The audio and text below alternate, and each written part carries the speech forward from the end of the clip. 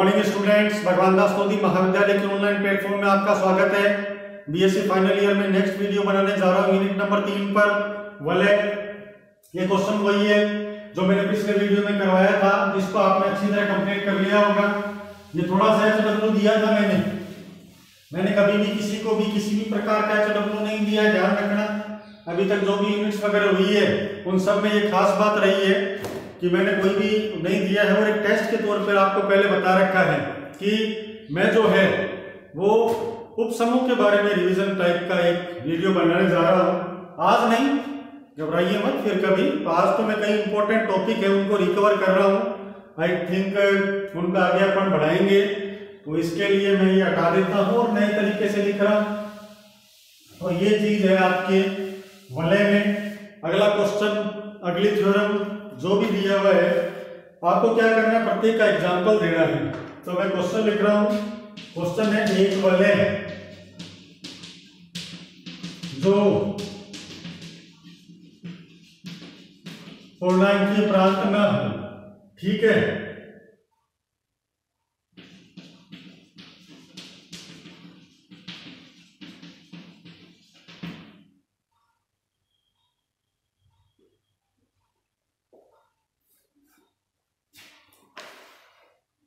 पहला मान लो ये क्वेश्चन है और इसका आंसर ये कि एक वलय जो पूर्णांकीय प्रांत ना हो, वलय होनी चाहिए। यानी ये अपने को एक एग्जांपल सेट करना है ऐसा कि जिसमें इस प्रकार का दिया हुआ हो, वलय तो हो लेकिन वो क्या नहीं होना चाहिए, पूर्णांकीय प्रांत नहीं होना चाहिए। तो उसके लिए मैं क्या करूंगा, जो भी लिखा हुआ है, मान लो कि लिखा है, उसका एग्जांपल आप किस तरीके से याद रखेंगे, समपूर्णांकों का समुच्चय। अब इसके बारे में बता रहा हूं, समपूर्णांकों का समुच्चय किस प्रकार से परिभाषित होता है। कम से कम 2, 4, 6, 8 इस प्रकार से आपके ये परिभाषित होता है समपूर्णांकों का समुच्चय।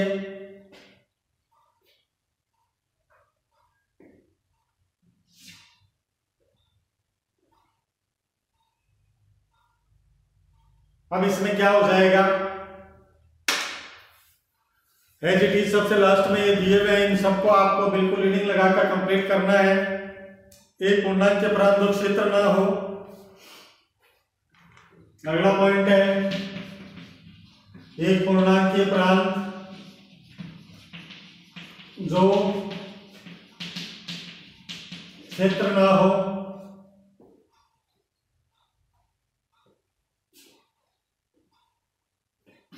इसका आंसर क्या है, z प्लस डॉट। एक पूर्णांकीय प्रांत तो है लेकिन क्षेत्र नहीं है।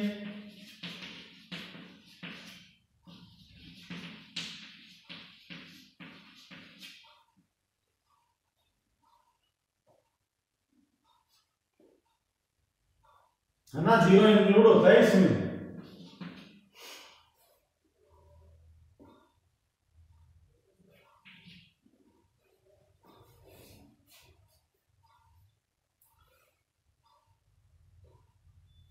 अगला क्वेश्चन है एक क्रम विनिमय वलय जिसमें इकाई हो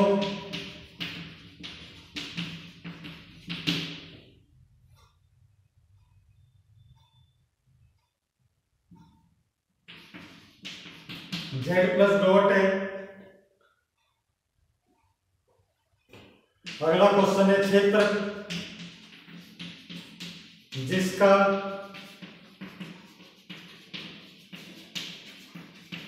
अभिलक्षण शून्य हो।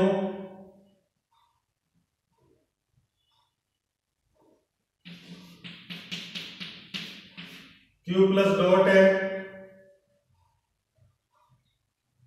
वलय जिसका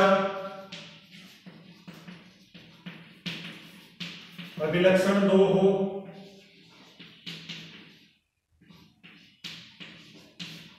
ये है, ये होते क्या है उनको अच्छे से देख लो, स्क्रीनशॉट ले लो इसका।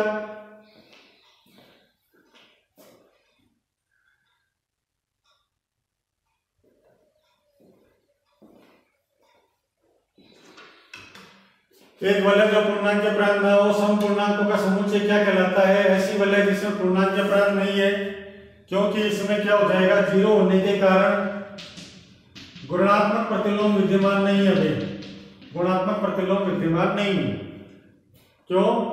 क्योंकि 2 का 0 के कारण भी नहीं है, तो मान लो 4 का अपन लेंगे तो 4 का 1/4 आएगा, ये सम संख्या नहीं, इसलिए तो P क्या होना चाहिए, उसी के अंदर विद्यमान होना चाहिए, जो कि इसमें नहीं है। तो इसका मतलब ये एक वलय जो पूर्णांक के प्रांत न हो, उसका एग्जाम्पल ये है, सम पूर्णांकों का समुच्चय, सम पूर्णांकों का समुच्चय जो कहलाता है वो क्या होगा, एक वलय तो होगा लेकिन पूर्णांक के प्रांत नहीं होगा। किस कारण से? प्रत्येक शून्य संख्या का गुणात्मक प्रतिलोम विद्यमान नहीं है, और पूर्णांक के प्रांत के लिए क्या होगा, रहित वलय विद्यमान नहीं है। एक पूर्णांक के प्रांत जो क्षेत्र ना हो, वेरी इंपॉर्टेंट क्वेश्चन है, पिछली बार थ्योरम में भी मैंने बताया था कि z+डॉट एक पूर्णांक के प्रांत तो है लेकिन क्षेत्र कभी नहीं होगा। तो ये आपको अच्छी तरह याद रखना है कि z+डॉट एक पूर्णांक के प्रांत तो है लेकिन क्षेत्र नहीं है। ये इज दैट क्लियर?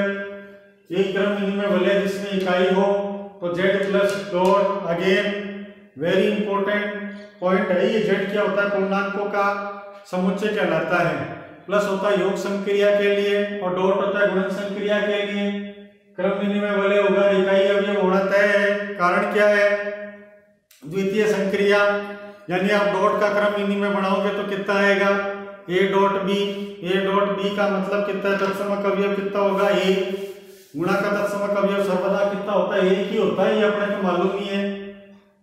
क्षेत्र जिसका अभिलक्षण शून्य हो, ये थोड़ा सा स्टॉप कर दो, मैं आपको इसकी अच्छी तरह व्याख्या करके बता रहा हूं अभिलक्षण का मतलब क्या होता है, फिर ये दोनों करवा रहा हूं। उससे पहले बाकी के सभी हटा देता हूं। अभिलक्षण की परिभाषा आपके बिल्कुल किताब के सबसे लास्ट पॉइंट में दी हुई है, उसको पहले मैं उतार देता हूं, फिर आपको इसका वो बता रहा हूं कि किस प्रकार से ये होगा।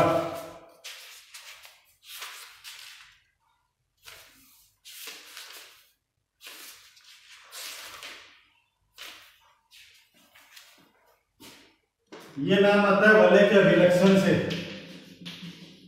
वलय का अभिलक्षण,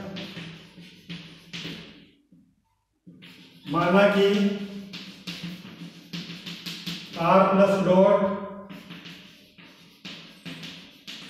एक वलय है, तो वलय कैपिटल R का अभिलक्षण धनात्मक न्यूनतम पूर्णांक n है कि n इंटू a बराबर 0 for all a belongs to capital R। देखो ये तो किताबी लैंग्वेज है जो कि अपने को याद होनी चाहिए। अब इसका मेन फंडा बताता हूं, अभिलक्षण क्या कहलाता है। आप कभी भी z या r के पैरों में देखते हो ना, ये क्या लिखा हुआ है, जैसे ये 2 है, ये 1 लिखा हुआ है, ये तो कॉमा है, ये 1 लिखा हुआ है, डॉट के पैरों में 1 लिखा हुआ है, तो इसको बोलते क्या है, ये वर्ड कहलाता है अभिलक्षण। जैसे कि ये लिखा हुआ है, इसके अंदर r+डॉट है, तो पैरों में 1 लिखा हुआ है। जैसे कि मान लो ये एग्जांपल लिखता हूं, z3 है, +3 है और डॉट 3 है, यहाँ पर लिखते हूँ z14 +14 और डॉट 14। जो वर्ड क्या कहलाता था, मॉड्यूलो कहलाता था। जो वर्ड क्या कहलाता, मॉड्यूलो कहलाता था। z प्लस और डॉट है, ठीक है ना, इनके पैरों में कुछ भी नहीं लिखा। तो अभिलक्षण का मतलब क्या होता है, अभिलक्षण का मतलब केवल इतना होता है कि जो पैरों में लिखा हुआ है वो अभिलक्षण कहलाता है। तो ये कितना हो जाएगा, 3 अभिलक्षण का वलय कहलाएगा। 3 अभिलक्षण का वलय कहलाएगा। ये क्या कहलाएगा, 4 अभिलक्षण का वलय कहलाएगा। और इसमें कुछ भी नहीं लिखा तो ये क्या कहलाता है, शून्य अभिलक्षण का वलय। इसलिए इसको क्या बोलते हो, शून्य अभिलक्षण का वलय बोला जाता है। बिल्कुल राइट डाउन कर लो।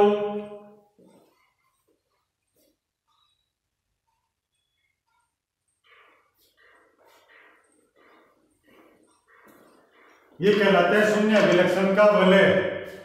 तो ये भी एक वलय का अगेन डेफिनेशन है। माना r प्लस डॉट एक वलय है, तो वलय r का अभिलक्षण धनात्मक न्यूनतम पूर्णांक है, न कि n डॉट a बराबर 0। ये कई बार अपन काम में लेते थे। इसको वर्ड को क्या बोलते हैं? मॉड्यूलो बोला जाता है, मॉड्यूलो बोला जाता है। तो ये सभी क्या कहलाता है? वलय का अभिलक्षण कहलाएगा। कहने का मतलब क्या है कि जो पैरों में लिखा हुआ होता है वो कहलाएगा वलय का अभिलक्षण, वो कहलाएगा वलय का अभिलक्षण। तो ये भी आपके कंप्लीट हो गया। बिल्कुल ये कंप्लीट होते जा रहा है, इसमें कोई भी वो नहीं है कि आप बिल्कुल ये सोचोगे अभी तक ये पढ़ा है। बिल्कुल ये कंप्लीट है और अपन उपसमूह के बारे में जल्दी ही जिक्र करेंगे। तो ये आप लोगों के लिए टेस्ट टाइप है, जिसको भली प्रकार से सीरियसली लेना। इनमें क्या है कि वो कोई ज्यादा मैटर वाली बात नहीं है कि आप ये सोचो कि कुछ नहीं मिलेगा। बिल्कुल ये आपको करना ही है। अगली थ्योरम एक ले लेते हैं जिसमें लिखा हुआ है सिद्ध करो कि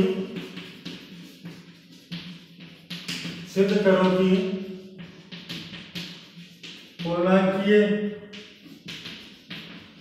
प्रांत का अभिलक्षण 0 या n होगा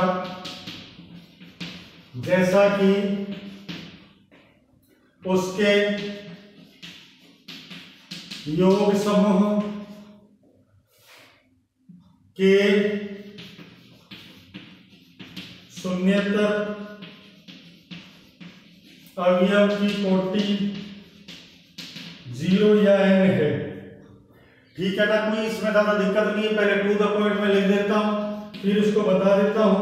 माना d प्लस और डॉट एक पूर्णांकीय प्रांत है। पूर्णांकीय प्रांत वगैरह की परिभाषा आपको क्लियर होनी चाहिए। पूर्णांकीय प्रांत किसे कहते हैं? शून्य के भाजक रहित वलय को। ठीक है ना?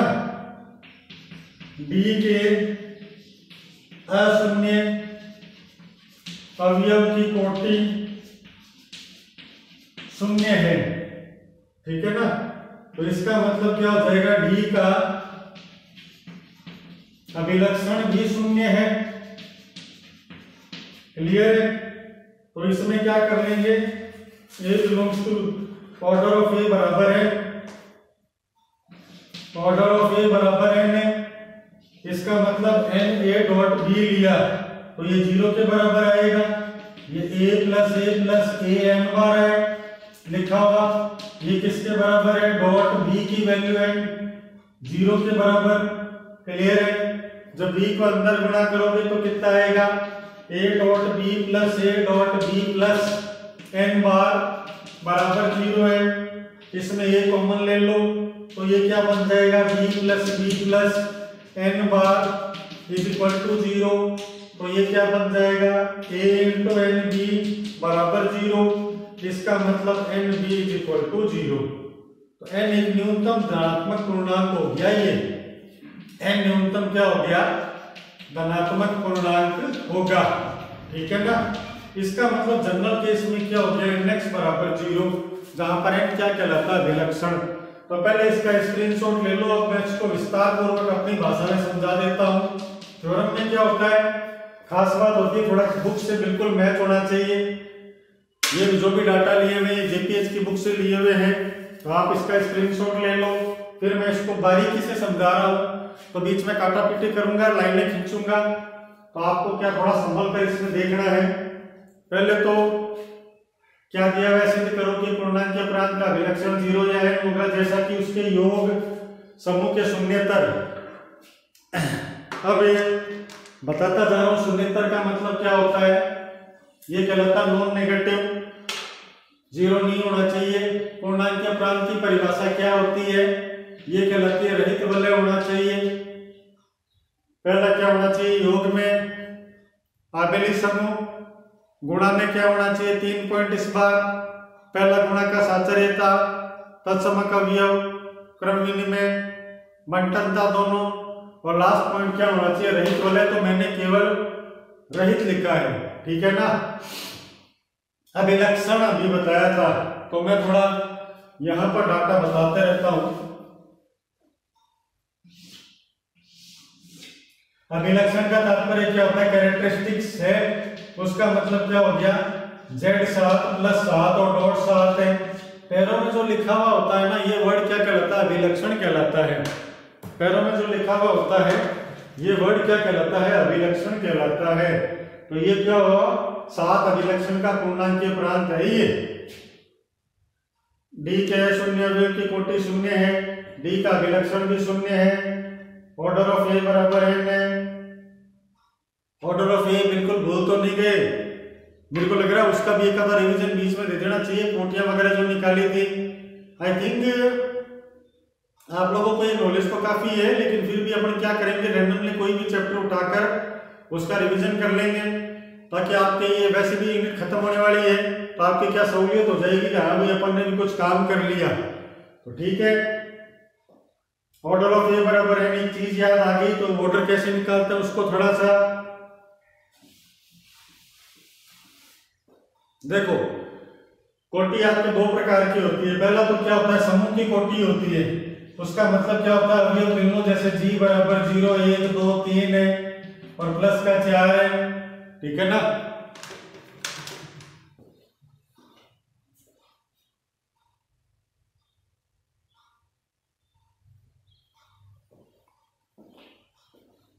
चार कोटि का समूह हो गया ये।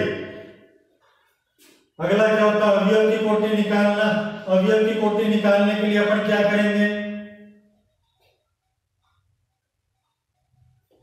फॉर्मूला होता है a की पावर n बराबर ही। तो इसका मतलब ऑर्डर ऑफ ए क्या हो जाएगा? Less than equal to n होगा। अवयव की कोटि कभी भी क्या होगी? समूह की कोटि को एक्सीड नहीं करेगी, उसको क्रॉस नहीं करेगी। तो ये अपना अंडरस्टूड है कि ऐसा तो होना ही है। तो ये चीज क्या कहलाती है? a की पावर n बराबर ही को order of A less than equal to n लिखते हैं। तो इसका लिखने का तात्पर्य क्या हो गया? इसका मतलब ये हो गया ऑर्डर ऑफ ए बराबर n या order of A less then n। तो ये दोनों तरीके से आप परिभाषित कर सकते हो। क्लियर है? तो ये बिल्कुल सही है, इसको भी हटा देते हैं। तो समूह के अंदर क्या हो जाएगा? ये वाली चीजें आपको आनी चाहिए।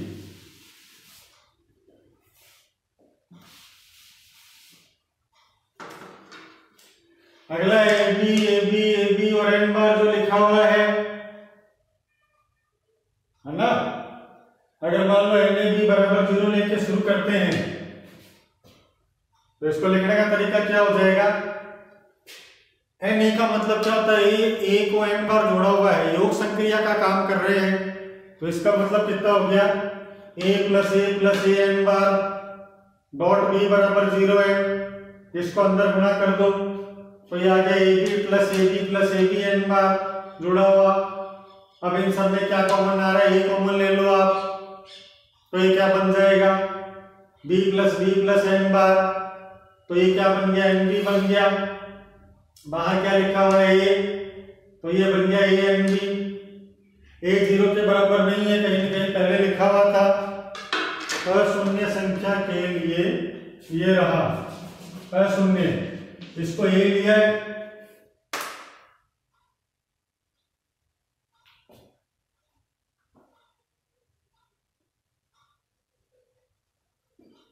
अशून्य अवयव की कोटि शून्य है, तो ये कितना आ गया? a प्लस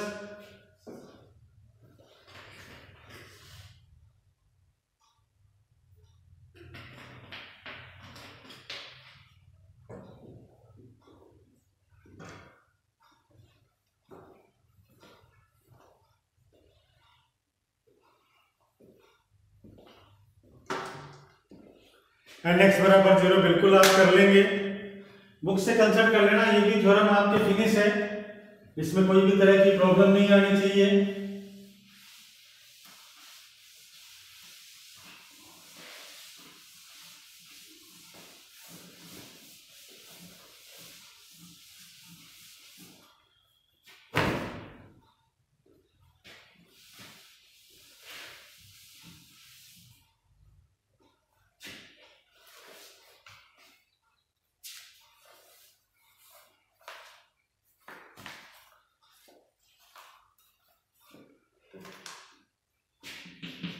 अगले थ्योरम ले सिद्ध करो कि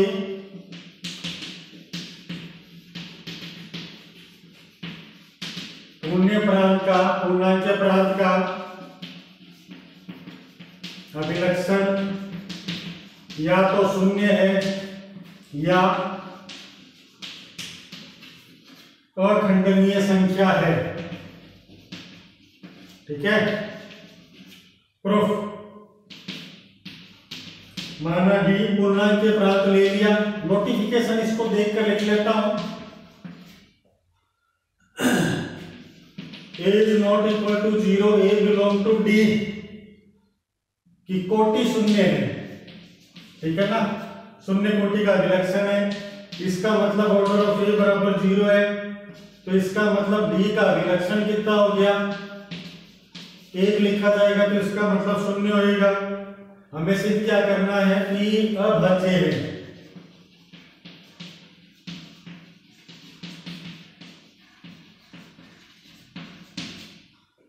तो थ्योरम का रिवर्स मानते हैं। माना p अभाज्य नहीं है, नहीं है तो p बराबर p1 p2 ले लिया, जहां पर p1 is not equal to 1 और p2 is not equal to 1 पर p1 लेस देन p और p2 लेस देन p है।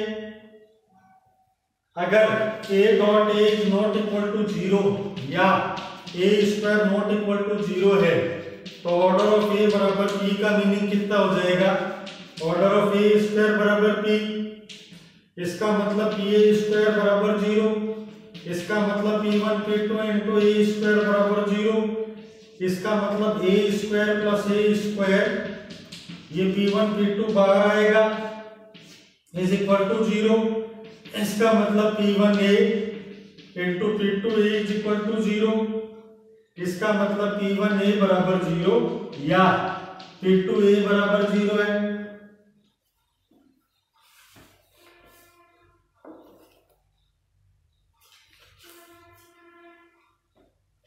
अगर ये 0 आ गया तो ये कभी भी क्या है, क्या अभाज्य नहीं होने का विरोधाभास है। ये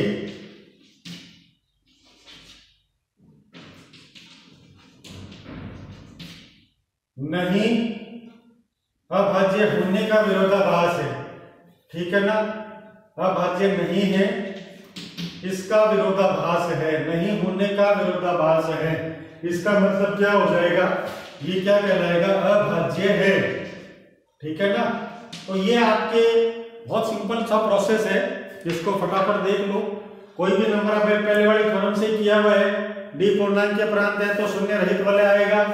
p बराबर p1 p2 है, p1 नॉट इक्वल टू 1 है, p2 नॉट इक्वल टू 1 है, p1 लेस देन p2 और p2 लेस देन p1 ले लो। तो इस प्रकार से क्या है कि ये आपके पूरा अच्छी तरह से कोई भी तरह की समस्या नहीं। पहले वाली बिल्कुल ऐसी वैसी थ्योरम का यहाँ पर क्या कर दिया आपने, वर्गीकरण कर दिया, a square plus a square p1 p2 बाहर आ गया। इसको जब दोबारा खोलो तो p1a इंटू p2a बराबर 0, p1a बराबर 0 और p2a बराबर 0। ये तो क्या हो गया, भाज्य हो गया। वह भाज्य नहीं होने का विरोधाभास है, तो इसका मतलब ये गलत है, तो इसका मतलब क्या हुआ, अभाज्य होगा। तो यहाँ पर अपन वीडियो को विराम देते हैं और नेक्स्ट जब भी करेंगे नई थ्योरम के साथ में पुरानी सभी थ्योरम अच्छी तरह याद कर लेना। तब तक के लिए आपको with all the best. Thank you students.